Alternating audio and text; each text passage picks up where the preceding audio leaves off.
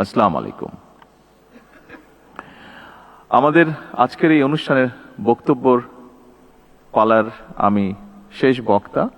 আমার আগে যারা বক্তব্য দিয়েছেন মোটামুটিভাবে সবকিছুই আলোচিত হয়েছে, তবে যেহেতু একটি অত্যন্ত গুরুত্বপূর্ণ বিষয়, সেজন্য আমি খুব সংক্ষেপে আমার কিছু মতামত আপনাদের সামনে তুলে ধরতে চাই।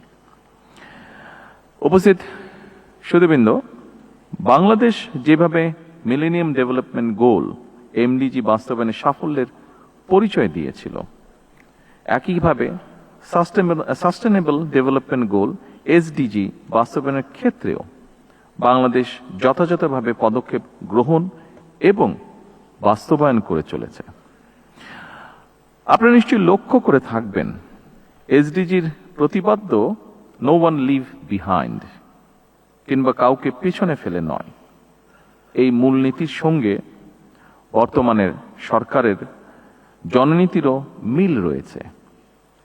সকল শ্রেণী, পেশা তথা জনগণের স্বার্থ নিশ্চিত করার লক্ষ্যে বর্তমান সরকারের নীতি হচ্ছে সবার আগে বাংলাদেশ। বিএনপির জননীতির দিকে লক্ষ্য করলেই একটা বিষয় স্পষ্ট হয়ে উঠবে সবার কাছে। সেটি কি? সেটি হচ্ছে সকল সময় বিএনপির সকল পরিকল্পনা ছিল এবং কর্মসূচি ছিল জনবান্ধব। যেমন দেশ এবং জনগণের উন্নয়নে আমরা যা এখানে উপস্থাপিত একটি ডকুমেন্টারিতেও দেখেছি,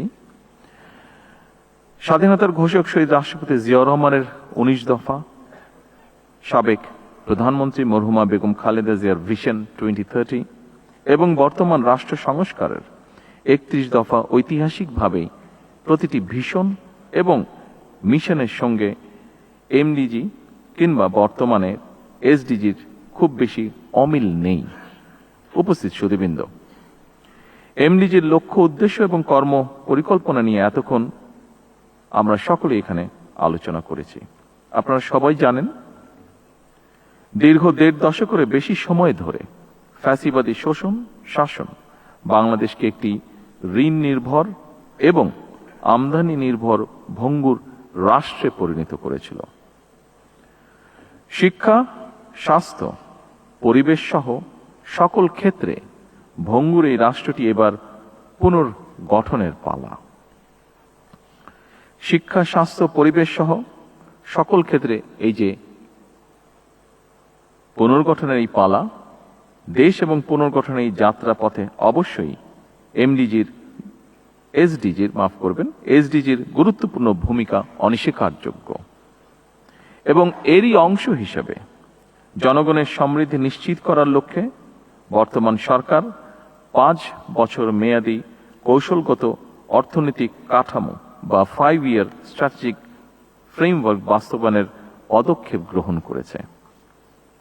এই ফ্রেমওয়ার্ক দেশের জাতীয় উন্নয়ন পরিকল্পনাকে জাতিসংঘ ঘোষিত টেকসই উন্নয়ন লক্ষ্যমাত্রা বা এসডিজির সঙ্গে সমন্বিত করেছে। বর্তমান সরকারের গৃহীত সংস্কার ও উন্নয়নের 5 স্তম্ভের মাধ্যমে দারিদ্র্য বিমোচন, সার্বজনিক সামাজিক সুরক্ষা, মানসম্মত শিক্ষা এবং স্বাস্থ্যসেবা, জেন্ডার সমতা এবং জলবায়ু সহনশীলতা এবং সুশাসন এসডিজির এই মূল অগ্রাধিকারগুলোই প্রতিফলিত হয়েছে।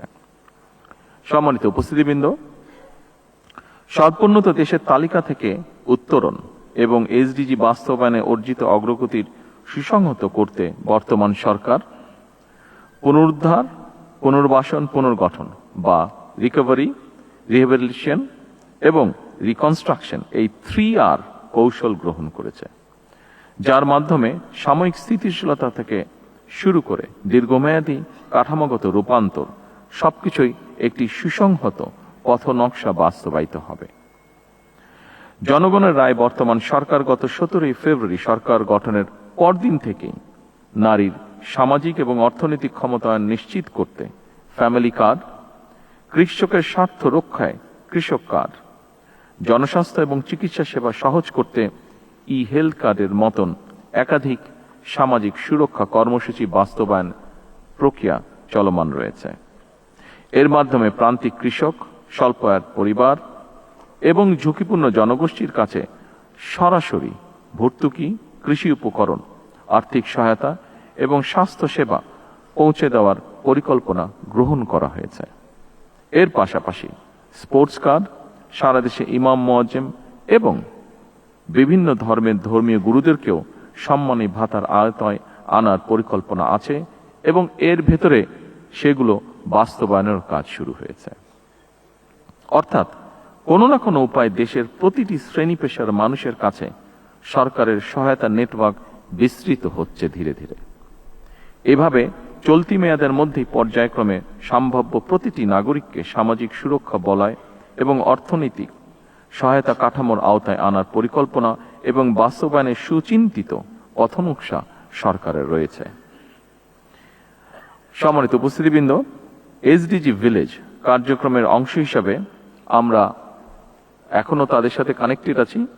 বাংলাদেশের 3টি জেলার 3টি উপজেলায়, যেমন রাঙামাটি কাপ্তাই উপজেলার মিতিঙ্গাছড়ি, খুলনার দাকপ উপজেলার পানখালী এবং দিনাজপুরের বোচাগঞ্জ উপজেলার নাফনগর, এই 3টি গ্রামকে এসডিজি স্থায়ীকরণের একটি পাইলট মডেল হিসেবে প্রাথমিকভাবে বাছাই করা হয়েছে।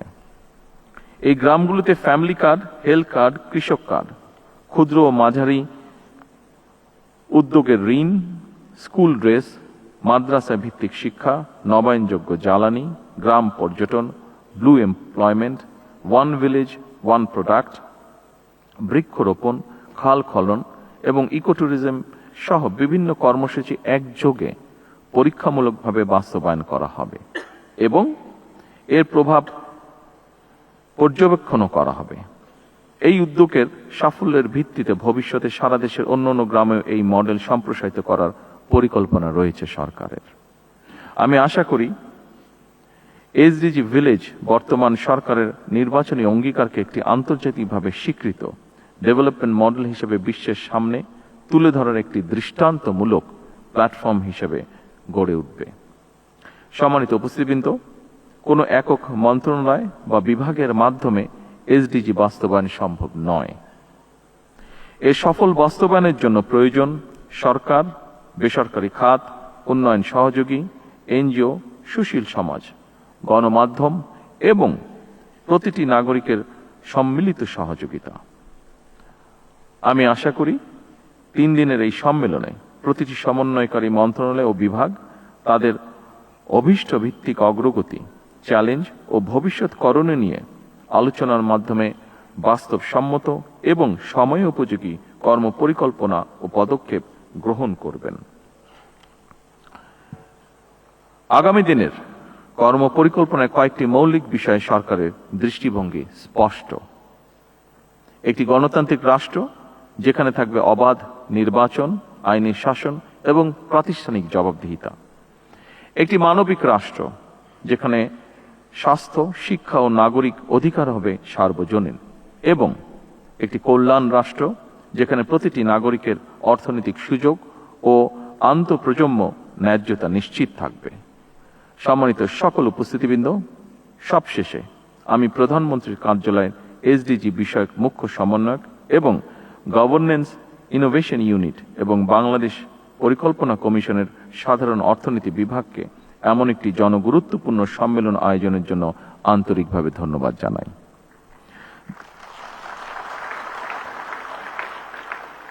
2030 সাল নাগাদ টেকসই উন্নয়ন অভীষ্ট লক্ষ্য অর্জনের লক্ষ্যে আসুন আমরা সবাই দৃঢ় সংকল্প নিয়ে কাজ করি। আমি জাতীয় সম্মেলনের সাফল্য কামনা করে এসডিজি ভিলেজ কার্যক্রমের উদ্বোধন আনুষ্ঠানিকভাবে ঘোষণা করছি। ধন্যবাদ। আল্লাহ হাফেজ।